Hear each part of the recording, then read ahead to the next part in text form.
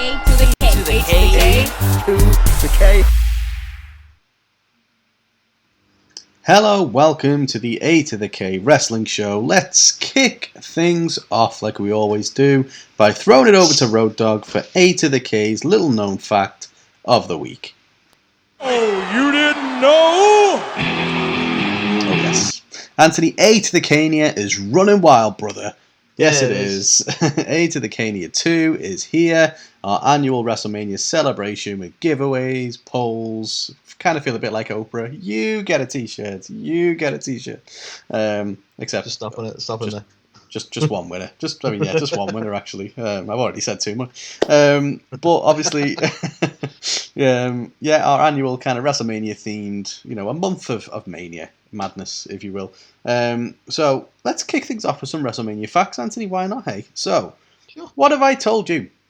One certain individual has only ever taken part in 2 WrestleManias, but has main evented both of the WrestleManias that they were in. It's a bit of a mad stat, that, to be fair. It is a crazy stat. I didn't even hide it from the document for you this week, Anthony, because I knew that you'd just highlight it and find it anyway and be like, actually, I know the answer. I'll openly admit, right? I mean, I probably would have tried to hoodwink you like that, but I will admit, this is sort of before my time. I know who this wrestler is. You can reveal it to the crowd. The 2 guys at home. Us? Is it us? Us, yeah. But I wouldn't have known this. And it is a very interesting fact, but this is a little bit before my time, so I'm not even going to try and pretend like I knew. Well, Anthony, that man is none other than Psycho Sid himself. Obviously, main evented against Hulk Hogan at WrestleMania 8. Even though it wasn't for the WWF title, because Vince McMahon is a fool and loves Hulk Hogan way too much. But then he also, his second WrestleMania was also a main event against The Undertaker at WrestleMania 13. See, that one surprises me. I feel like I was watching around then. Yeah, see. I mean, I don't know, because you proper got into it during like American Badass times, didn't you? So 13 That's true, was actually, yeah, when he was still very a bit earlier. Yeah, still old school Taker then. But mad one that. 2 WrestleManias, main event in both. Crazy career he has had. But there you have it. A to the K's little known fact of the week. And here's Road Dogg to sing his song again one more time. Oh, you didn't know? Beautiful. So, you didn't know segments. It's great. It is good. I like it. I like how there's something slightly different in each of the segments, to be fair. Indeed. So, yeah. Let's do it, shall we? Shall we kick off with This Week in Wrestling? Let's go over to WWE. Give it a bash. Yeah, sure. Yeah, let's give it a whirl. So, in terms of highlights of WWE this week, I've got to give props to the women's 6-way tag match on Raw. I thought it gave... I like your long pause. It was 6-way something. You eventually got the tag match there, Carl. You left us all in suspense there. 6-way. What do they call that? Because it's not really like a... Is it like a trios? Like WWE, they certainly don't use trios. So I was kind of like, what would we call it? I don't think they use the term. It's just 6-man tag usually, isn't it? Well, exactly. I can't... Yeah, exactly. I mean, the man Becky Lynch was in it. But I wanted to say it in the right way. But yeah, this 6-person event... that took place was really good, to be fair. It gave everybody a good opportunity to shine. Rhea Ripley is doing some good things as well. Liv Morgan doing some good stuff. Interestingly, they're now going to team up by the looks of it at WrestleMania and be entered into the kind of the tag title match there, which is interesting. But ultimately, I think, well, yeah, it's one way to get them on the card. Just make it up. But no, I think it's a nice way to continue the feud between Becky and Bianca, and it was just absolutely brutal. Them hair whips that from Bianca on Becky, like absolute lacerations, man. I mean, well, it was so bad. Well, it's in the news. I think this week she ended up in hospital. She certainly did. Well, yeah. But yeah, so all in all, really solid match and a good opportunity for the women to shine, which they don't always get a chance to do. So, highlight from me. Fair. Yeah, I'd agree with that. My next one, Carl, I actually didn't think would be a highlight. And that's no disrespect. It's just because of the way they've been booking certain things lately. And we've both been outspoken about both of these guys in the past. And I will not keep you in suspense any longer, Carl. It was Damian Priest versus Finn Balor. Mm-hmm. I knew the result of this before watching the match because I spoil things for myself. I do that a lot. And I was like, it's just some bullshit. Right. And honestly, it was a really good match. And I kind of maybe still like, okay, should they have give Balor the... I don't know. I don't know whether they should have give Balor the win there. But I'm not going to knock it. It should be a highlight. It was a really good match. And we need more of this. We need more of this for both Balor and Priest, who have kind of fallen off a little bit as of late for me. Yes, I agree wholeheartedly with it. I think the problem's never really been with the in-ring capabilities. Like, both of them can always put on really good matches. But I think, especially for... I kind of feel a bit harsh on Priest as well, because it's that kind of thing. WrestleMania's looming. Do we want Priest to go in as champ? Let's stick it on Finn. It kind of feels like, so it's almost like, poor Damien. I would have liked them. Like, it would have been nice for him to get the chance, but I don't necessarily think this is over. You never know. It doesn't seem to be. I think they'll probably end up maybe doing some kind of multi-man or something for it potentially. Yeah, see that at Mania. But obviously, I think Priest has now cemented his heel turn, which he was, again, off again. Damien side. His Damien side is coming out. So I think we both might have mentioned this last week. We're getting like the Damien versus the Demon, aren't we? At some point, I reckon. Yeah, it's gonna happen. It definitely is. I agree. And interesting to see a title change on TV. Never normally see that happen. So interesting to see a fucking US title on TV. Well, this is true. And the next one. Speaking of seeing titles on TV that we don't normally see, and titles changing hands. Well, whatever Raw can do, SmackDown can do better by all accounts, because the exact same fucking thing happened. So Sami Zayn defended his Intercontinental title against Ricochet, and Ricochet picks up the win, new Intercontinental champ. So just for those of you who probably forgot, because I think we all did, Sami Zayn won the Intercontinental Championship, I think, last week off Shinsuke. It's not had it long. I can't remember. Couple of weeks. Just for those who didn't bother keeping track, because no one has. Well, exactly. Let's be honest. As someone who loves the Intercontinental title, it's been... Don't just love it, Carl. You have it. I have it. I have the good one. Not this piece of shit. But yeah, it's not even been an afterthought. It's just not even been a thought in anyone's mind. Like, the fact that Shinsuke's had it for this amount of time and we just legit forgot who had it for a bit is a terrible place to be. But Sami winning it was a good thing until we were like, oh no, he's going to be facing Knoxville at Mania for the title. This is terrible. Now, by the way, I was honestly worried for a little bit. Like, they'd forgot about Shinsuke. Yeah. Like, and with all the releases, I honestly thought they might have underblazed this fucking title. Right? And luckily they didn't. And I'm not saying Shinsuke's leaving, by the way, but when you're like, it's not good. It's not good. But anyway, yeah. Yeah. Yeah, it was. I think I'm happy just at the fact that we're not going to get Sami versus Knoxville for the title in Mania, because imagine Knoxville as the Intercontinental Champion. That's just not going to be. There's no coming back from that.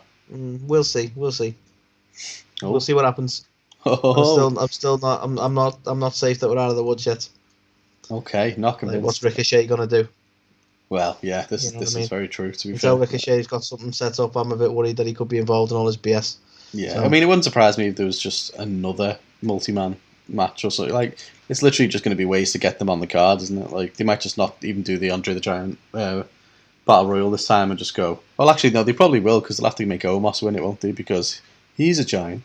But anyway, Omos he's killing it. He doesn't need any of that. Yes. I know. Yes.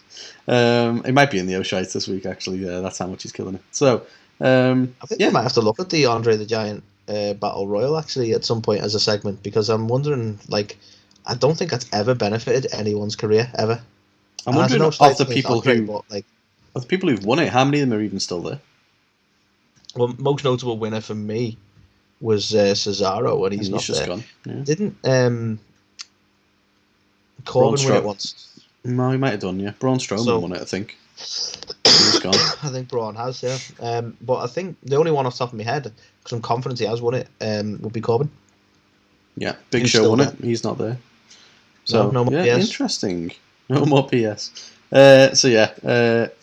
Sorry, anyway. Last highlight, Carl. Yeah. last highlight for me, and I think we can both agree. Roman Reigns' promo this week on SmackDown comes out, interrupts. Interrupts. I think he might have came out slightly before the tag match. It was around that time anyway. So he comes out to address the whole situation for the unified titles. We're getting unified titles now, pal. And do you know what I really liked about this promo? It's not the fact that, it just reminds you that Roman is fucking killing it at the minute. It's a highlight for me because I think he's really selling this match. It come across like he doesn't even really care about the belts at this point. He need, because it was all about getting Brock to acknowledge him, and the whole promo was like he has to acknowledge. Like, he's repeated quite a lot that he'll make him acknowledge him, and I love it. I love the fact that it's almost become like a personal grudge, which I don't think that was kind of there. I know obviously we had the whole backstabbing. Like, you can see Brock's motivation more than Roman's. Do you know what I mean? Mm-hmm. So I thought this promo was great for putting Roman across and like what he's after from this. You know what I mean? And it just makes it feel like that much more of a grudge match. And I'm really looking forward to the match anyway. But fair play to Roman. Yeah, definitely. He is the best thing on SmackDown, isn't he? Let's be honest. When he cuts honestly, a promo, the best thing in WWE at the moment. If we're honest. Exactly. Now Goldberg's gone. Yeah, and when he cuts a promo, Goldberg's gone. Sorry, it took me a minute.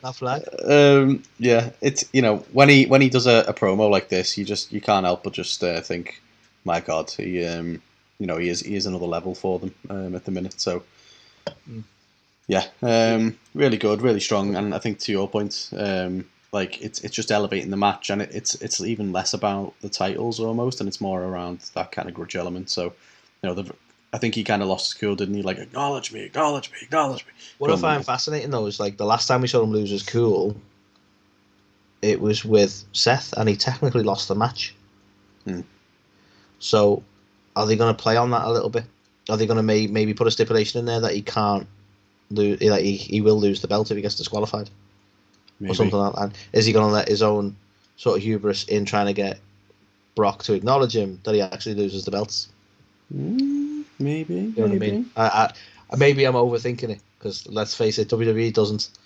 But we'll see. I'm intrigued. I'm super intrigued. Indeed. So yeah, just 4 highlights for WWE this week. Moving swiftly into the Oh Shites. And this is a rare occurrence, to be fair. So I've got to give the opening tag match a bit of an Oh Shite here with Kevin Owens and Seth Rollins against Alpha Academy. Shocked my very core. Yeah, I just think they're not treating Alpha Academy the way that they should be treated, really. I'd agree with that. Essentially. I was taking the piss a little bit when I said I'm shocked. But we've been saying on every week that they're really putting the work in, and they've done so much to get themselves over, and then they just seem like a joke again, and it's a shame. It's a hell of a fall from grace from a team that have really been kind of, along with RK Bro, carrying the kind of tag team side of things for a bit now. So, yeah, it just felt like an unnecessary kind of slap back down to normality for them. Yeah, I take that point. Speaking of unnecessary slaps, my first Oh Shite of the night, Carl, is Omos versus T-Bar. And I never thought I'd say this, but T-Bar deserves better, right? They put Omos in a squash match because essentially he is WWE's Braun Strowman now. Braun Strowman's gone, so they need a new Braun Strowman. So we've got this massive fella who they haven't really got a direction for at the moment, so let's just play it safe and put him in squash matches. But for some reason, T-Bar is the victim of that squash. And I just don't get it. I don't get the whole Omos thing. He's a guy who basically can't wrestle, and they're like, well, we'll just keep him, going until he can. And I don't think that day is ever going to come. We're going to get quick squashes like this because he can't fucking wrestle, and that's all it's ever going to be. I'd like to be proven wrong, but how long's he been there now? Yeah, it's not looking good for him. He's been there since Raw Underground, and apparently he still can't go in the ring. Well, exactly. He's very underwhelming, isn't he? And it's very rare that you find a big man who actually is entertaining in the ring as well. And fair play to the likes of Braun. I think you mentioned this before. Like, they had Braun Strowman, who wasn't one of the best big men ever by no means, but he was putting on better stuff than what Omos has been doing. So he was a draw. Bottom line, Braun was a draw. That's why they give him a big money contract initially. That's why they trusted him with the championship. That's why they let him win the greatest Royal Rumble. He was a draw for the company, and now they've got Omos, who is basically filling the same spots that. And I'm not being disrespectful to Braun, but every time Braun didn't have a story going on, they just make him squash people for a bit. Yeah, because it's like we want people to remember he's a monster, but we don't really have anything for him. That's kind of what they're doing with Omos at the minute. Exactly, and they tried to give him credibility by sticking him with AJ Styles as like a tag team partner, and even that was similar to Braun Strowman. Think about it, big guy Braun with his tag team partner, Nicolaj or whatever he was called, Nicholas, and then Braun. Alexa Bliss for a while. Oh, and then Omos with his little partner AJ, so it was very similar. I kid, but yeah. If they'd have had Omos win the titles by himself and just mimic the Nicholas match, I would have given them credit for it, but yeah, he's underwhelming because you look and go like, oh yeah, he's like 7 foot odd or whatever, but that's about like after a few seconds going, damn, you're tall, which you do that. I've done that with people in real life. You go, fuck it, he's tall, right? That's it, because he doesn't do anything in the ring. No, and it's one of them. Like we've always had these kind of special attraction type people. We've had obviously like El Gigante and people like that in the past, and it's like there's a big guy. But honestly, can't do much. I'm curious if Omos is in WWE 2K22. There must be a load of spare fucking buttons when you play as his character, because he's got what would you put on his moveset? He's got less of a moveset than Hulk Hogan. Yeah, to be fair, at least Hogan had the big boot and the leg drop, whereas Omos has just got a clothesline. So to be fair, Hogan's character on 2K22 will most likely just be 80% taunts. I'll be honest with you. This is true. That's pretty much him, innit? But yeah, I don't know. Anyway, enough of the Omos bashing. That was my Oh Shite, though. Yeah, I agree with everything that you said. And speaking of things that are shit, and it's a weekly occurrence, and I'm always going to rag it every time I see it. So this time it wasn't for the 24/7 title, although it might have been, because they've done this in the past where they put a 24/7 title on the line in a tag team match for some reason. But we had a mixed gender tag match. We had Dana teaming up with Reggie and Tamina teaming up with Tozawa, and basically the big part of this match was that Dana and Reggie kissed again, but then Tamina decided to kiss Tozawa too. Okay, so have I gapped something? Why is Tozawa involved? Does he know? Like, are they friends? Well, have we had any history between Tamina and Tozawa? So they've been going after the 24/7 title every week, and then they've been finding themselves in precarious positions when they've not been able to get the belt, and so now the bit of love seems to have blossomed between them for some reason. So yeah, it's awful. Yeah, because naturally, when women are involved in trying to get a title, like it always has to result in love, doesn't it? Yeah. Like exactly. For some reason, WWE have never had a group of blokes going for the same title who accidentally fell in love. Yeah, it's funny that, isn't it? It's funny how they book women in the modern day world of wrestling. Yeah. But let's not talk shit about WWE. They're still on point, and AEW's rubbish. Yeah. Absolutely. So yeah, right. I absolutely hate this 24/7 title shiz, and the people that are around it. To be fair, the only bright spark has been R-Truth, and even he's not there anymore. So yeah. Where is he? Who knows? But yeah, awful. Indeed. Well, my next one, Carl, speaking of awful, I'm the Miz. I kid. I like the Miz. No, I'll give you that. Both the Miz and the Mysterios. Obviously, we're setting up for Miz and Logan Paul going up against the Mysterios. But this week, especially, we can't have a straight match. The Miz has to get involved in typical bullshit, causing a distraction for distracting Ray, so Ray's chasing him through the audience, leaving poor Dominic on his bill. And nothing points out that Dominic can't wrestle better than Dominic being left on his fucking bill. And no offense to the lad, he's a talented guy, and I'm sure at some point he's going to be a world-class wrestler. But when you are the main guy in the match against Shelton Benjamin, you look shit because you're not that good a wrestler just yet. And I'm not trying to be disrespectful to Dominic. I'm just saying the whole thing was a bit clunky, and it was made more obvious by the fact that his dad weren't there.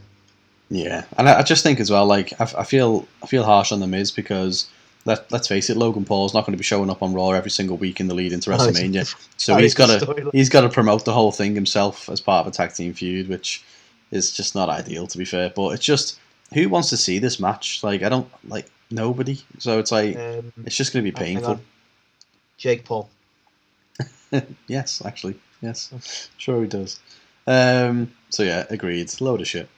So the next thing, maybe I've just got for tag matches. I was going to say maybe I've just got something, like a bee in my bonnet for tag matches. But this really pissed me off, to be fair. So we've got this match that's been booked, which is RK Bro against Alpha Academy against now Seth Rollins and Kevin Owens, because they managed to beat Alpha Academy. So why have Street Profits beat RK Bro, but they're not in the match? Like, I don't understand. Like, if they beat them and then got added into the match, then cool, that makes sense. But I don't understand why you would beat one of the teams who's in the tag match the following week and just let them still be in the tag match.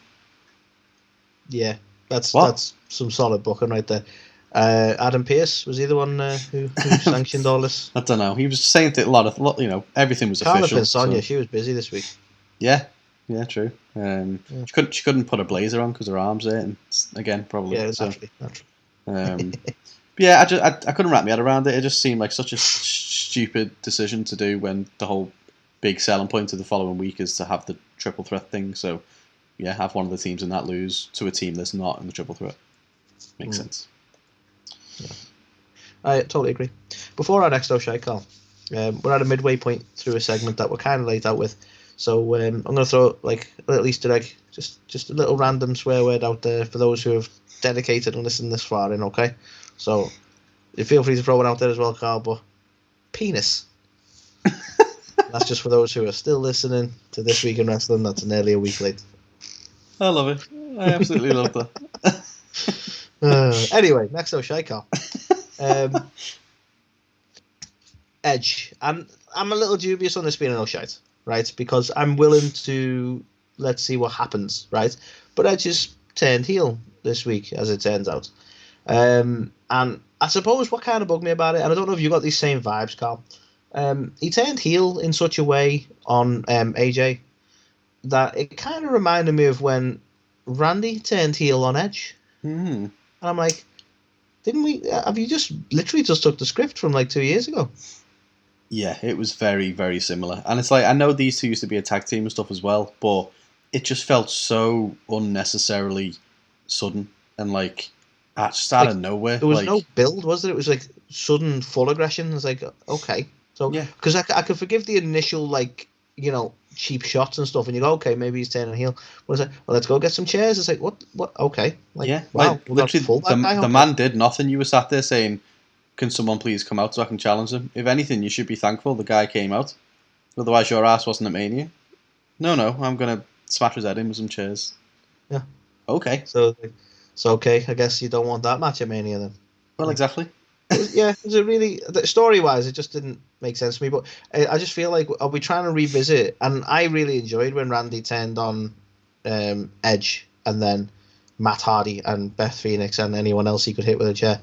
I was enjoying that whole storyline, right?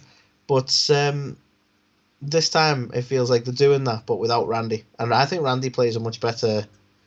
and people might totally disagree with this because a lot of people love Edge as a heel, but I think Randy plays that sort of deranged, like, kind of character much better, if I'm honest. So yeah, it just felt a bit too... It's a version of a storyline we've had. Yeah, it was just a bit too sudden. Like, there was no build up there. It just didn't make sense. Plus, are we going to have to turn AJ face? Isn't he still heel? Well, he has been working face for a little bit last couple of weeks, but I haven't noticed. Like, well, exactly. They've not done a very good job, but yeah, he's technically been working face for a couple of weeks. Okay. So the next one to talk about, Anthony. So if you watched the Vince McMahon appearance on the Pat McAfee show, you will see that he gave Pat McAfee a match at WrestleMania. Now, the word on the grapevine at the time was Vince, the mad bastard, was going to get back in the ring at God knows how old he is. I think we all thought, surely not. And yeah, unfortunately, not. So it looks like it's going to be Austin Theory. And his protege. I like Austin Theory. I think he's good. I think I've said he could be a future world champion if they book him right. I firmly believe that. But this whole segment sucked, man. Like I'm really not a big Pat McAfee guy at all. I just don't really get him. I think he's just. I think that plays a big factor. There's people who probably love this because they love Pat, but I'm kind of with you. I assume anyway because I've jumped in while you're talking. But I think this is a little bit beneath Theory. Yeah, it's just I don't know. Yeah, it's like, okay, so Austin Theory is going to fight Pat McAfee at WrestleMania. Like, is that a WrestleMania match to anyone? Like, well, not I know to me. Pat's been involved on the commentary side for a little bit now, but it's basically another match with a non-wrestler, isn't it? We've already got Johnny Knoxville, and now we're getting Pat as well. I don't know, it's not quite the same because Pat obviously has had some wrestling, a bit like stuff, but he's essentially a non-wrestling guy who's come in and tried to join wrestling, so...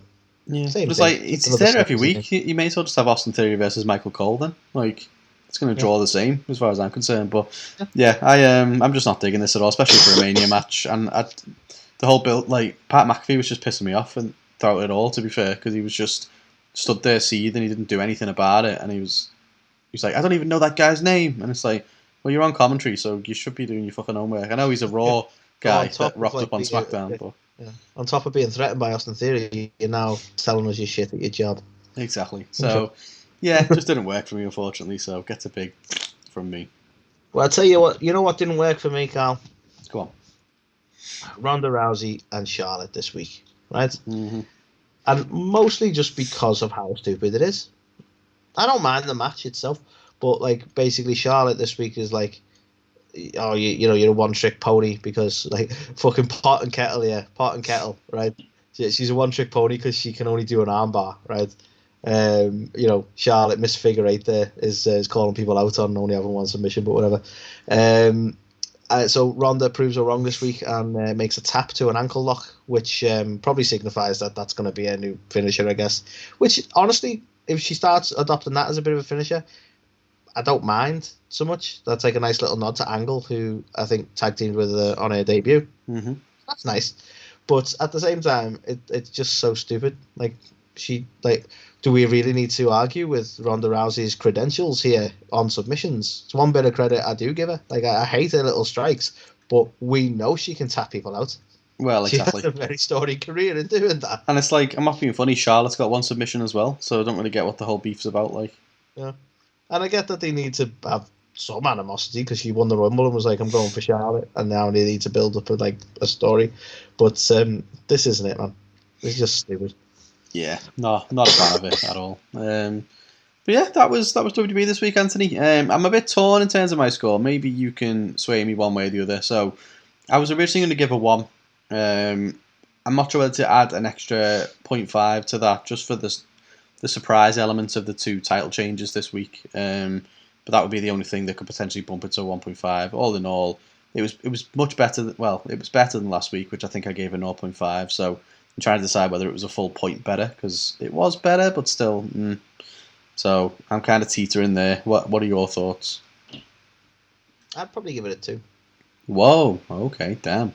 Maybe I'll have to go 1.5 then. Maybe I wasn't. Yeah, I don't seem as aggrieved by it as you. I'm kind of surprised because I think 1.5 is fair. Like, because I think if you're going to go lower, it'd have to have like not just been a bit boring. It'd have to have pissed you off.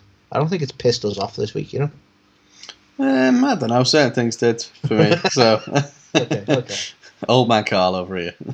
You damn kids.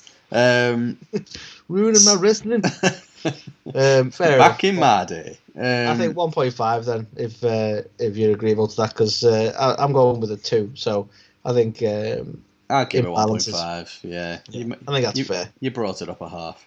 Yeah. Okay, let's switch over to AEW. We won't go on too much about this because obviously we're going to talk about the pay-per-view. But first highlight I want to talk about is we got Bryan Danielson versus Christopher Daniels, which is what a fucking cool match to have. We've wanted Dan versus Dan for a bit now, haven't we? Let's be honest. We have, but we're big fans of Christopher Daniels. We're big fans of damn it, they called him Daniel Bryan again. Bryan Danielson. So obviously this was a proper, old school historical match. Obviously it's happened before in Ring of Honor, but it was nice. And we'll get on to why the match happened as well. But to be fair, Daniels looks fantastic considering his age and stuff. He's still puts on fantastic matches, and let's be honest, Danielson's one of the best in the biz today. So strong opener. Thoroughly enjoyed it. Indeed. Next highlight, Carl, I think we can all agree, is the tag team battle royal. Mm-hmm. I think quality match. I've often commend AEW for this, so I won't harp on. But that many moving parts is always a bit of a worry. But again, I think it was one that was executed very well. So yeah, I think it was definitely executed better than last week's as well. Now, last week's was slightly worse because to be fair, of who I think won. You actually criticised last week, didn't you? Yeah, which it was mainly because of the winners of it, to be fair. But it also was everybody at the same time, bit of a clusterfuck, to be fair. Whereas this one, having it kind of different teams entering and things like that, just it did help it out. But this is more of a return to form though, because like last week's criticism was definitely merited, but I think AEW have always done a good job when it comes to a lot of moving parts, and I think this is more what they've been doing, if you know what I mean. We'll call last week a blip. We'll give them that. We will. So yeah. Also got it right, didn't I? I thought it was going to be the Bucks, and it was. So there you go. All that actually. I did. So the next one, my God, I love Maxwell Jacob Friedman. Big heart for the guy. In love with him. Well, I don't know. Who's to say?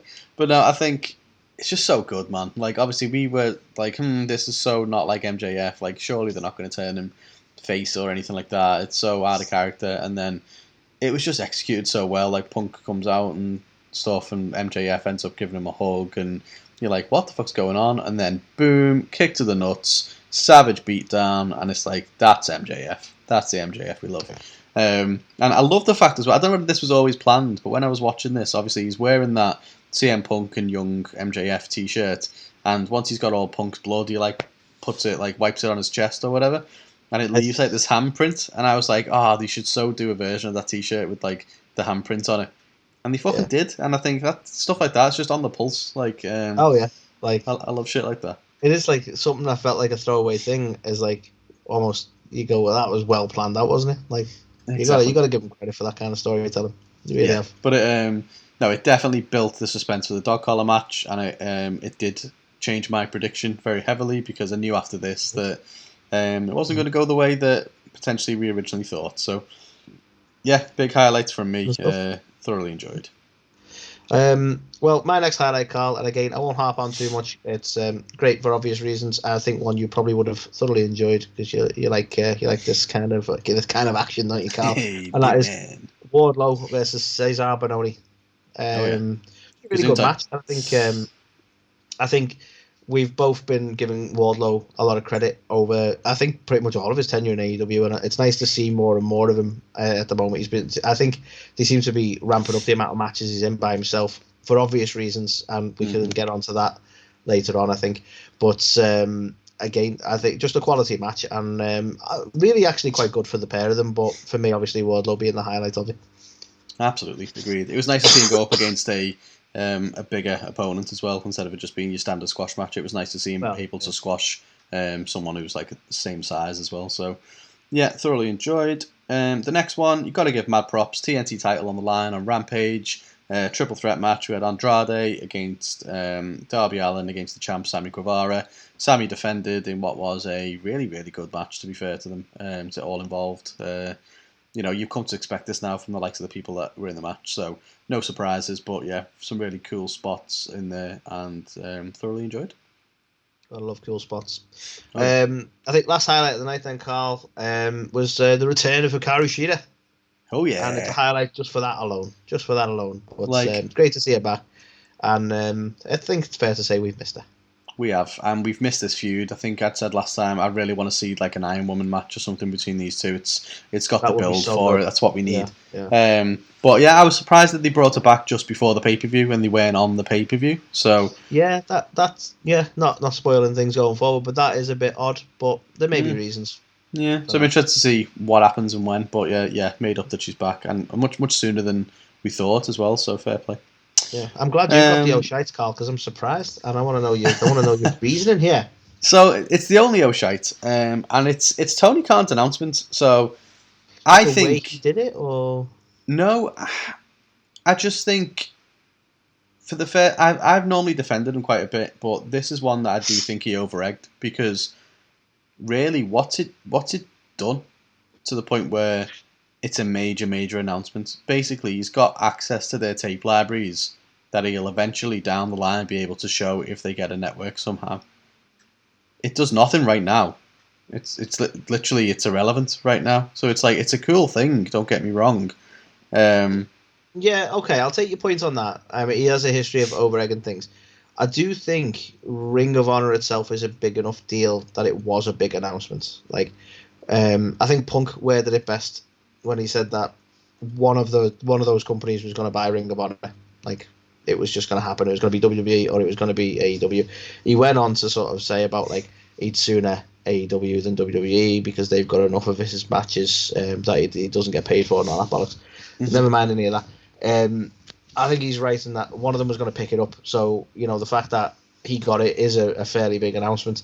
But that being said, did it need all the pomp and circumstance around it? Did it need to be like all the suspense built and I'm going to announce it in the ring next week and all this? Or could he have just announced it publicly whenever he bought it? That's why I'm giving it an Oh Shite, is that I don't see why it had to be announced on telly, because it had no impact on that show or any future shows, really, at least in the immediate future. It's absolutely a noteworthy announcement. It's a really cool time in wrestling, and the fact that he's been able to buy it, especially as a fan of it, is really good for that and for wrestlers in general. Technically, I'm kind of confused with how these things work, especially with indie promotions, because I never keep track of how the shit works, right? So all the most, I say most, probably all, I don't know, but he has next to no wrestlers from this, right? Mm-hmm. The Ring of Honor he's got none. Contract, yeah. Yeah. So I want to be sure is next to none, and the reason I'm not sure is because we still have a Ring of Honor World Champion. Mm-hmm. So is that championship Tony Khan's? Even though the rest there isn't. Yeah, basically. So the talent are no longer under contract. He will own the title now because it's an asset of ROH. And he said he does plan to bring it back and be the head booker of the company. So, not like he's already spread too thin as it is. He's now going to do another company as well and be the booker for it. So, yeah, I don't know whether he's going to re-sign all the same talent, whether he's going to do a mix, move some of the AEW guys over there. It's pretty good, like, in a tactical sense. He's probably got a better deal just buying the company rather than the wrestlers. Because obviously he saved a fortune not having to buy people's contracts. And now he can sort of pick and choose. Like, this is the kind of the devious stuff that I'm sure people have jumped on this. Like, WWE openly release wrestlers constantly. Yeah. Tony's done this where he's had to, like, basically, he doesn't have to look like the bad guy because he never had them in the first place, but he didn't buy Ring of Honor when he needed it. Well, you know exactly. I mean? Yeah. But neither did WWE for that matter. This is true. So it's a good business decision because, like, he can just pick the ones that he wants to bring in, can't he? Now, do you know what I mean? Yeah. But will we see the likes of, like, Mike Bennett, Maria Kanellis, and all the people who are heavily involved in Ring of Honor towards their closing days? Well, they're making quite a lot of appearances on Impact at the minute, aren't they, as part of that kind of invasion storyline? So yeah. Who knows what's going to happen? But yeah, it's obviously, I'm not disappointed necessarily with the announcement as such. I don't think it was major enough to kick off the show and be put on TV. I think it was absolutely a big announcement to put online and have a press release and all that good stuff. But to hype it up to the point where he's going to kick off the show with it, it just didn't. It meant nothing at the end of the day to the show. So it's almost like you expect, like, if he was going to make the announcement and then moments where he just needs to shut the fuck up when he's like, "I'm working on something and I'm going to tell you this when I finish working on it." Like, to be fair, it's nearly done deal. All that kind of stuff. He should have just shut up. Like, I've never shat on his old announcements for the simple fact that they've been appearances by people on the show and stuff's happened. Whereas this was an announcement and it meant nothing. If, like, John Gresham or whatever would have come out with the Ring of Honor title and being like, "All right, and something happened," then okay, cool. But or Hi. Or like, the Briscoe brothers or something would have come out and fucking gone after. I think he's missed a trick there, doesn't he? If he'd have got like at least brought the Ring of Honor World Champion back, contracted him straight away and gone, come in, appear on AEW. This will build hype for Ring of Honor coming back. That would have been, like you say, that would have had an impact on the show as well. You could have had champion versus champion. Don't bring Impact into this. It's already time. I'm kidding. Did I say Impact? No, I just you said it would have had an impact. So yeah, I just it's not like we're going to see Don Callis anytime soon. Hey, I like that. So that was This Week in Wrestling. I think ratings wise for AEW, I'm probably going to land on a 3. I think considering it was like the go home for Revolution.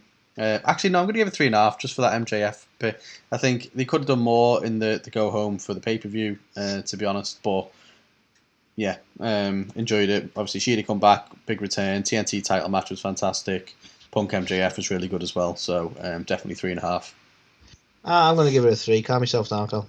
Whoa, fine, be that way. So yeah, that was This Week in Wrestling. I know other stuff happened in the other promotions this week. I know Mickie James unfortunately lost her Knockouts Championship. Obviously big fans of Mickie, so we were very sad about that. But I haven't had a chance to watch it all fully, so didn't want to do any bit of disservice by kind of talking about something I haven't seen. But yeah, that was This Week in Wrestling. And speaking of wrestling, if you like wrestling and you live in the UK, you live not too far from Liverpool, hell, even if you don't live in the UK but you fancy a little trip, why not get yourself over here this April and check out For the Love of Wrestling? And instead of me talking to you about it, we're going to play this little advertisement for you right now, and we'll see you when we talk about the news in a moment. Yeah.